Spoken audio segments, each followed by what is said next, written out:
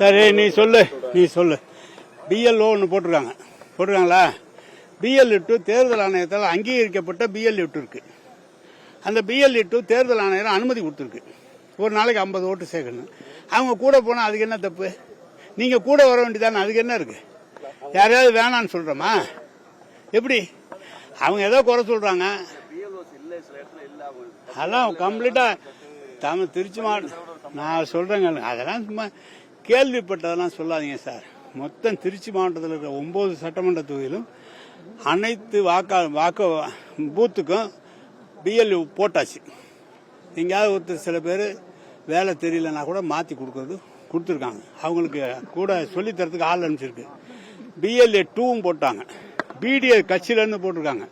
BL2 வந்து அரசாங்கத்தால் தேர்தல் ஆணையத்தால் அங்கீகரிக்கப்பட்டவங்க, அவங்க போகிறாங்க. இதை நாங்கள் எல்லாரும் வாக்காளர், யாராவது நீ உங்களை வேணான்னு சொன்னா தானே எங்களுக்கு பிரச்சனை. எல்லாருக்கும் எல்லாரும் சொல்லி முதலமைச்சர் சொல்லியிருக்காரு, செஞ்சுக்கிட்டு இருக்கேன்.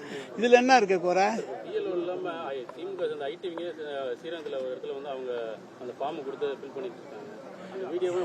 நான் சொல்றேங்க, ஃபார்ம் கொடுத்து ஃபுல்லா பண்றதுல என்ன தப்பு, அதை மட்டும் சொல்லு. இருங்க, அரசு நான் சொல்றேன், நான் கொஞ்சம் இருங்க. அரசு ஊழியர் புதுசா வந்து அங்கன்வாடி பணியாளர் போட்டிருக்காங்க, சத்துணவு பணியாளர் போட்டிருக்காங்க, ரேஷன் கடையில் இருக்கிறவங்க போட்டிருக்காங்க.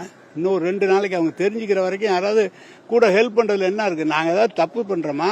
இல்ல ஏதாவது நீங்க போலன்னா எங்களையும் போவாதுன்னு சொன்னா எப்படி? நாளைக்கு ஓட்டு இல்லைன்னா நீங்க தான் சொல்லுவீங்க, ஆட்சியில் இருந்தீங்க ஓட்டு எல்லாம் சேர்க்காம விட்டீங்கன்னு சொல்லுவீங்க.